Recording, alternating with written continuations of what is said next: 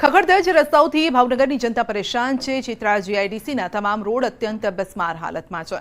રસ્તા પર મસમોટા ખાડા પડી ગયા છે। ઔદ્યોગિક વિસ્તાર હોવાથી અહીં માલની હેરાફેરી માટે મોટા વાહનની ભારે અવરજવર રહે છે। જો કે રસ્તાઓની આવી સ્થિતિના કારણે વાહન ચાલકોની સ્થિતિ દયનીય બની છે, તો સ્થાનિકોને પણ ભારે હાલાકી ભોગવવાનો વારો આવ્યો છે। ખખડધજ રસ્તાઓની સ્થિતિને લઈ ઔદ્યોગિક વિકાસ નિગમના પ્રાદેશિક મેનેજરને અનેકવાર રજૂઆત કરાઈ છે। Bhavnagar district chamber of commerce and ઇન્ડસ્ટ્રીઝનું કહેવું છે કે જીઆઈડીસીએ 20% માર્જિનની મની એડવાન્સમાં ભરી દીધી છે, તેમ છતાં પણ સરકારી અધિકારીઓ નિયમોને ખોળીને પી ગયા છે। તો ચિત્રમાં કાસ્ટિંગની ફેક્ટરી, કેમિકલની પ્લાસ્ટિક ફેક્ટરી, પ્લાસ્ટિક અને મશીનરીની ફેક્ટરીને એક્સપોર્ટનું ઘણું કામ હોય, એના કન્ટેનરો ને બધું ચાલતું હોય। આ ખરાબ ઇન્ફ્રાસ્ટ્રક્ચરના હિસાબે ખૂબ જ હાલાકી ભોગવવામાં આવે છે। તો અમારી રાજ્ય સરકાર, ઉદ્યોગ ખાતું અને જીઆઈડીસીને એટલી જ નમ્ર અપીલ છે કે સત્વરે અમારા કોઈ પણ ગુજરાતના પ્રોજેક્ટ પાસ નથી થયા, ખાલી પ્રાઇવેટ વસાહતના પ્રોજેક્ટ જ પાસ થાય છે। તો આ પ્રોજેક્ટ સત્વરે મંજૂર કરી ઇન્ફ્રાસ્ટ્રક્ચરને વર્લ્ડ ક્લાસ લેવલ સાથે સુનિશ્ચિત કરે। ચિત્રા જીઆઈડીસીમાંથી ઘણા ઔદ્યોગિક એકમો મોટા પાયે એક્સપોર્ટ કરે છે। વિદેશના પ્રતિનિધિ મંડળ અને ગ્રાહકો પણ મોટી સંખ્યામાં આવે છે, ત્યારે રસ્તાઓની આવી સ્થિતિના કારણે ઉદ્યોગો અને શહેરની છબીને નુકસાન થતું હોવાની પણ ફરિયાદ અને રજૂઆત કરાઈ છે।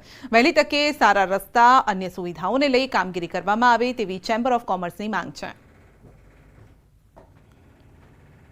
અમારા રોડ અને રસ્તા માટે જીઆઈડીસીને જે 20% અમારે જે સ્કીમમાં ભરવાના આવે છે એ ઘણા વર્ષોથી અમે આપેલા છે, પણ છતાં ઘણી રજૂઆતો સરકારશ્રીમાં કરવામાં આવેલ હોવા છતાં આ રસ્તાનું કોઈ પણ નિદાન થતું નથી, કોઈ પણ રિપેરિંગ થતું નથી। અમારું સૂચન છે કે સરકારશ્રી આમાં ખૂબ જ ત્વરિત પગલાઓ લે અને રોડ રસ્તાઓનું તાત્કાલિક કામ શરૂ કરાવે।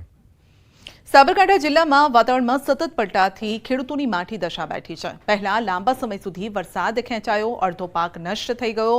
હાલ ખેતરોમાં પાક તૈયાર થઈ ગયો છે, જોકે છેલ્લા કેટલાય દિવસથી પડી રહેલા વરસાદી ઝાપટાના કારણે વ્યાપક નુકસાન પણ થઈ રહ્યું છે।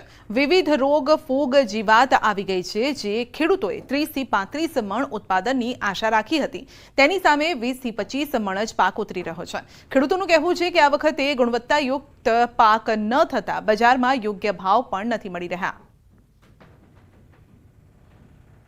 અત્યારે હાલ વાતાવરણમાં એવું થઈ ગયું છે કે અંદર મગફળી પાકી ગઈ છે, હવે બહાર કાઢીએ તો વરસાદ વિતારે છે, અંદર રાખીએ તો અંદર ઉગી જાય છે।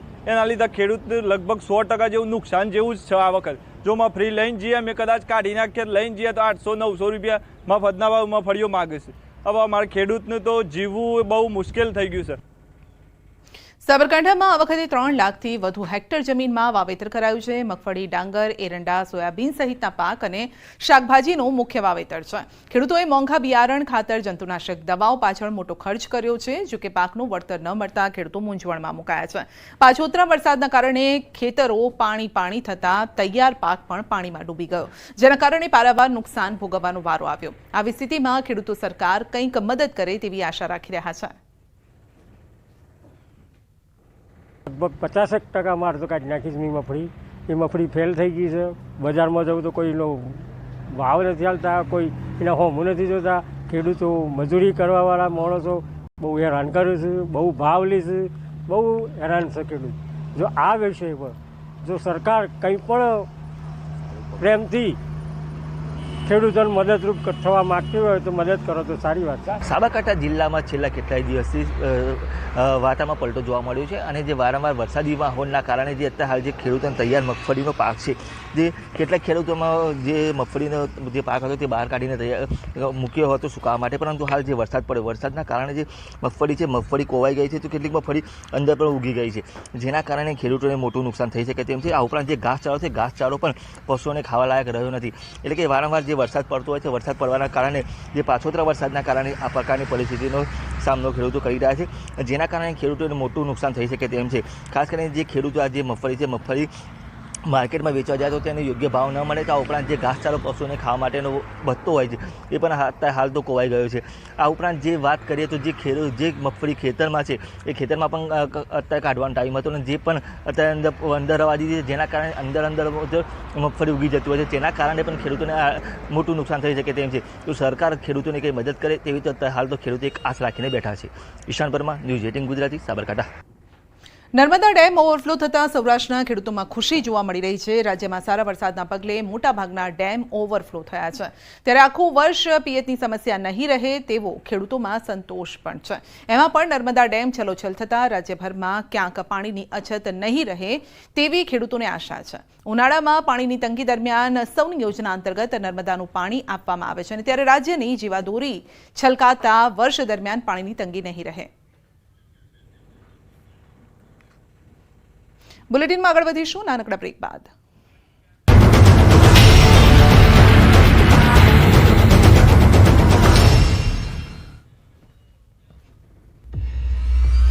Sanitation policy, possibly the most important that this government has initiated. Overall, there were about 110 million toilets constructed. ये एक सामाजिक आंदोलन से बढ़कर के जन आंदोलन बना.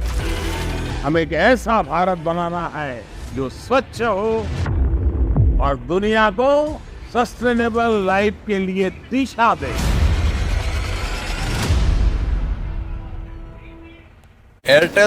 એમ્સ હોસ્પિટલમાં થયેલી કામગીરી સામે સવાલો ઉઠ્યા. હોસ્પિટલની કેન્ટીનમાં પીઓપીની છતનો એક ભાગ ધરાશાયી. ભેજના કારણે પીઓપીની છતનો ભાગ ધરાશાયી થયાનું અનુમાન. પડી ગયેલો ભાગ રિપેર કરાયાનો દાવો. રિક્ષા ઉપર ચડીને રીલ્સ બનાવવાનો વિડીયો દાહોદનો હોવાનું સામે આવ્યું. પંચમહાલ પોલીસે ગણતરીના કલાકોમાં રિક્ષા ચાલકને શોધ્યો. પોલીસે કાર્યવાહી કરતા ચાલકે હવે ક્યારે રીલ્સ નહીં બનાવવું એવી માફી માંગી. સાબરકાંઠામાં ગુમ થયેલા બાળકની માતાએ જ હત્યા કર્યાનો ખુલાસો. 15 દિવસના બાળકની માતાએ જ કરી હતી હત્યા. બાળકને જનેતાએ જ કૂવામાં ફેંકી ગુમ થયાનો ડોળ કર્યો હતો. સુરતમાંથી હથિયારો સાથે 2 ઈસમો ઝડપાયા. સુરતની કાપોદ્રા પોલીસે દેશી હાથ બનાવટના કટ્ટા અને જીવતા કારતૂસ સાથે 2 ઈસમોને દબોચ્યા. આરોપીઓ પાસેથી 3 લાખથી વધુનો મુદ્દામાલ જપ્ત. સોલાના શિવ માર્કેટમાં હથિયારો સાથે ધમાલ મચાવનાર આરોપીઓના 6 દિવસના રિમાન્ડ મંજૂર. 5 આરોપીઓના રિમાન્ડ માટે ગ્રામ્ય કોર્ટમાં કર્યા હતા રજૂ. ક્રાઇમ બ્રાન્ચે આરોપીઓની કોલ ડિટેલના આધારે વધુ તપાસ હાથ ધરી. રાજકોટમાં રહેણાંક વિસ્તારમાં ધમધમતું દેશી દારૂનું કારખાનું ઝડપાયું. માંડા ડુંગર વિસ્તારમાં રાજ્યમાં ચોમાસાની વિદાયની ઘડીઓ ગણાઈ રહી છે, ત્યારે જતા જતા મેઘરાજાએ દક્ષિણ ગુજરાત અને ગીર પંથકમાં ધબધબાટી બોલાવી. સતત 6 દિવસથી નવસારીમાં વરસાદ સટાસટી બોલાવી રહ્યો છે, ત્યારે મંગળવારે પણ નવસારીમાં સમી સાંજે મેઘ સવારી આવી પહોંચી. નવસારી શહેરમાં છેલ્લા અડધો કલાકથી ધોધમાર વરસાદે ભારે વરસાદને કારણે નવસારી શહેરના કુંભારવાડ વિસ્તારમાં પાણી કરી કાઢ્યું. મુખ્ય માર્ગ પર પાણી ભરાવાને કારણે અનેક રાહદારીઓ, વિદ્યાર્થીઓ અને દુકાનદારો પરેશાન થયા. મુખ્ય માર્ગ ઉપર ટ્રાફિક જામ થયો. પાણીનો યોગ્ય નિકાલ ન થતા પાલિકા સામે લોકોનો રોષ જોવા મળ્યો. આ બાજુ ગીર પંથકમાં પણ મેઘાએ જમાવટ કરી. ગીર સોમનાથ, વેરાવળ અને તાળાલા નજીકના ગ્રામ્યમાં મેઘરાજાએ ધબધબાટી બોલાવી. સતત 3 દિવસથી વરસાદ વરસી રહ્યો છે. અસહ્ય ગરમીના બફારા બાદ પવન સાથે ભારે વરસાદ પડ્યો. વેરાવળના ખંડેરી, લુભા, માથાશુરિયા, કોડીદ્રા, ભેટાળીમાં વરસાદ પડ્યો.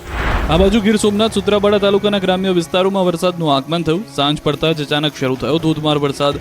અનરાધાર વરસાદથી રોડ પર પાણી ભરાઈ ગયા. સૂત્રાપાડાના ગ્રામ્ય વિસ્તારોમાં અડધો કલાક ધોધમાર વરસાદ પડ્યો. પ્રાચી, ગોરખમઢી, થરેલી, સુદરપરા સહિતના ગ્રામ્ય વિસ્તારોમાં વરસાદ પડ્યો.